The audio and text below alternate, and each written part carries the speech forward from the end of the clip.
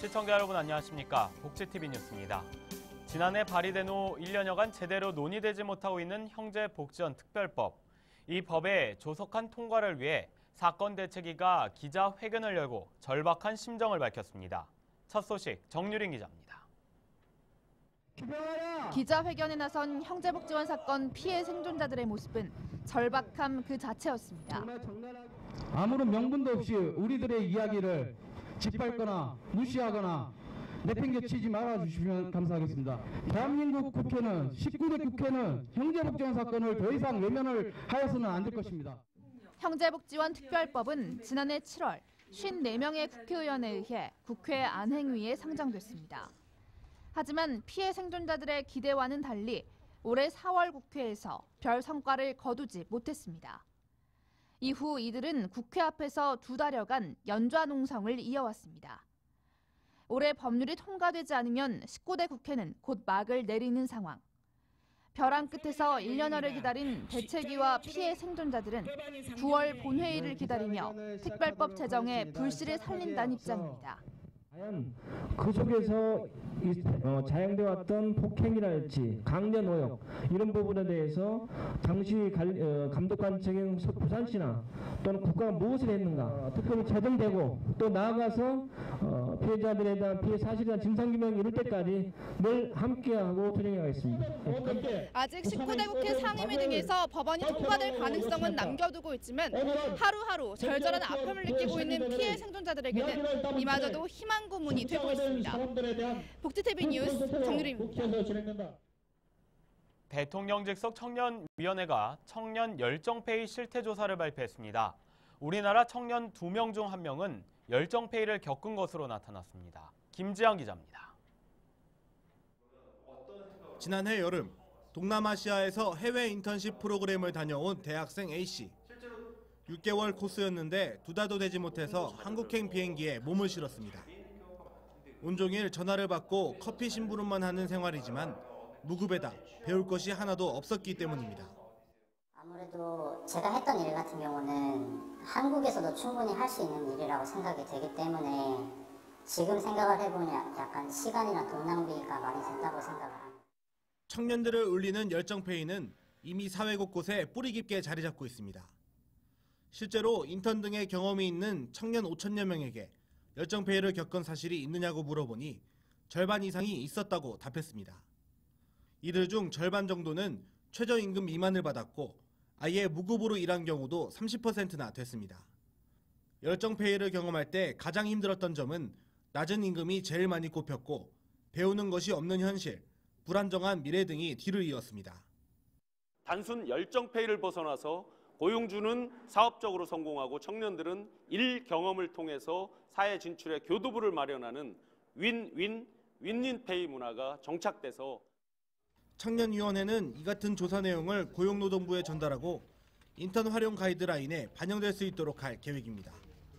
복지TV 뉴스 김지한입니다. 한국장애인단체 총연맹이 법원의 교통약자 시외 이동권 1심 판결을 앞두고 성명서를 냈습니다. 한국장총은 장애인에게 있어 이동권은 기본권이며 생존권이라며 다음 달 10일 예정돼 있는 법원의 1심 판결을 예의주시하고 있다고 주장했습니다. 특히 장총은 국가와 사회는 장애인의 이동권 보장을 위해 모든 교통수단을 차별 없이 안전하고 편리하게 이용할 수 있도록 책무를 다해야 한다고 밝혔습니다. 다음 달부터 70세 이상 노인들은 방값에 틀니를 할 수 있게 됩니다. 이와 관련된 일부 개정안이 국무회의에서 통과됐습니다. 이에 따라 기존 만 75세 이상의 노인에게만 적용됐던 틀니와 치과 임플란트의 건강보험 급여 대상 연령이 70세 이상으로 낮춰집니다.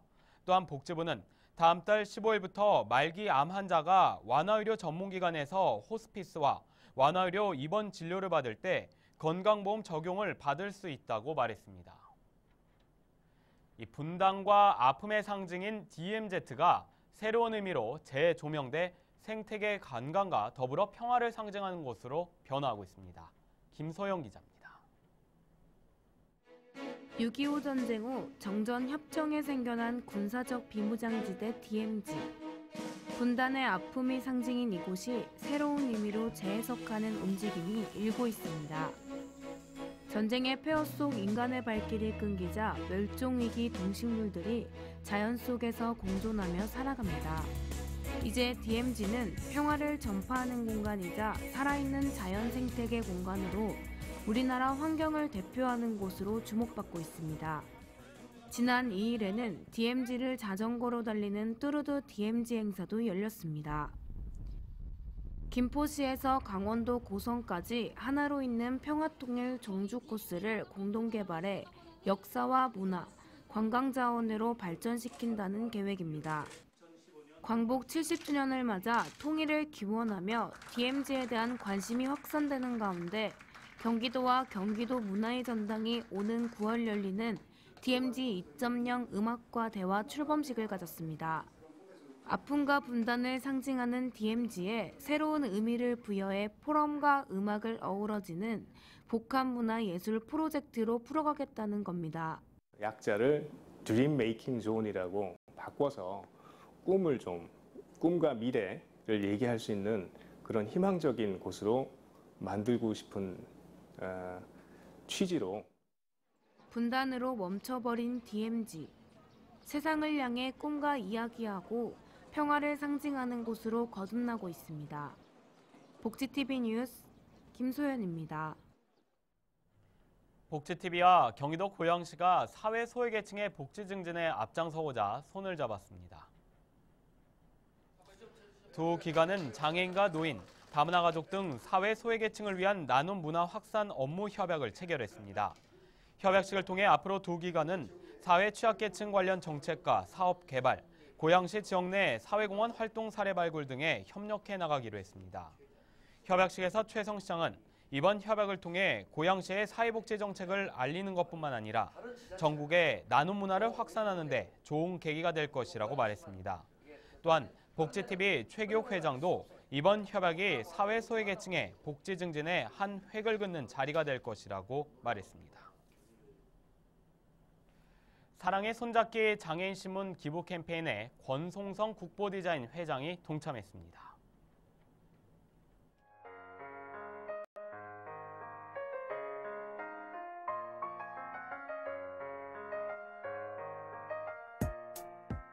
사랑의 손잡기를 한다고 해서 참 너무나도 감회가 깊어서 적은 성이나마 조금 손잡기 동참을 하게 되었습니다. 근데 이런 장애인을 위해서 이렇게 헌신적으로 참 장애인 방송국에서 장애인 신문사에서 이렇게 한 것을 보고 부족한 국민으로서 보고만 있을 수 없어서 적어나마 저렇게 참여하게 되었습니다. 또 소녀 가장들도 제가 많이 참 보이지 않게 헌신을 한 일이 많이 있습니다. 그래서 참 오늘은 정말로 뜻깊게 생각합니다. 이 장애인을 약한 자들을 위해서 제 성의껏 남는 여생 이렇게 도와주면서 살아가겠습니다.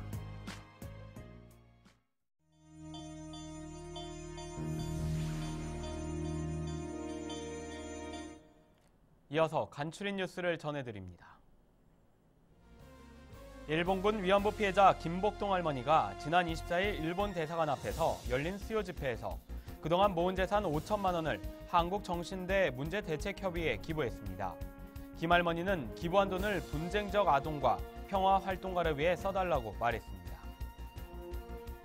서울 가톨릭 농아성교회 박민서 신부가 청각장애인 성전건립 기금을 마련하기 위해 가수 바다 씨와 함께 나눔 음악회를 다음 달 3일 엽니다. 박 신부는 현재 가톨릭 농아성교회가 지난 2013년 부지를 매입했으나 아직 성당 건축 비용이 부족한 상태라고 말했습니다. 한국사회복지협의회가 대한민국 나눔 국민대상 시상을 위한 2015 우수 멘토링 사례 공모전을 다음 달 1일까지 접수합니다. 접수 방법은 휴먼 네트워크 멘토링 허브 포털 시스템에서 신청서를 내려받아 이메일 또는 우편 접수하면 됩니다. 서울시가 119 개념의 한옥 응급센터 기능을 갖춘 한옥지원센터를 종로구 개동에 오는 7월 개소합니다. 센터에서는 보수가 필요한 한옥에 한옥 장인이 즉각 출동해 한옥을 점검하고 보수합니다. 이외에도 센터는 한옥에 관한 기본 정보와 비용 지원 등 한옥살이 네트워크 정보를 모두 제공합니다.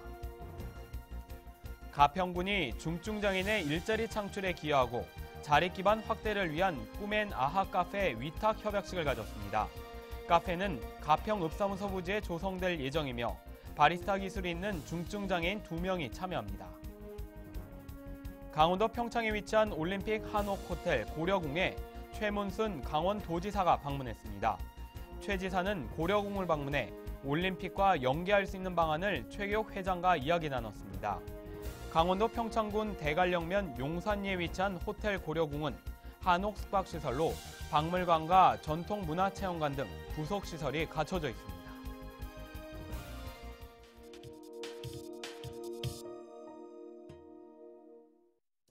비타민이 메르스 예방과 치료에 도움이 된다는 소문이 퍼지고 있습니다.